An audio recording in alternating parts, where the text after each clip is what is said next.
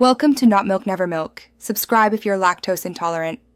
You begin by preparing your workspace and tools so nothing slows you down. Once you've cleared a 2-meter radius, you tilt the chair to access the base.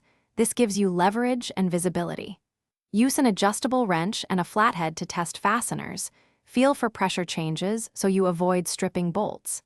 Make sure to disconnect casters first if they pull out. This reduces weight and prevents damage. You'll understand why each part comes off in sequence as you feel how components interlock.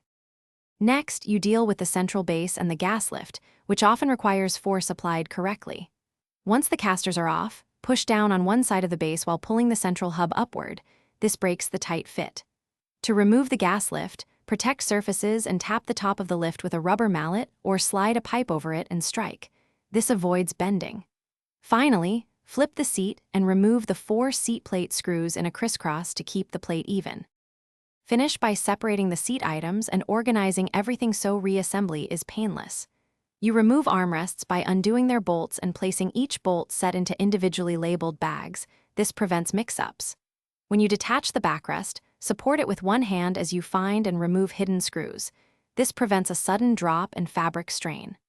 Once all pieces are free, sort them into groups, check how components mate together, and if something sticks, apply penetrating oil for a few minutes before retrying as a troubleshooting tip. Thanks for watching. If this was helpful, leave a like and consider subscribing. See you next time.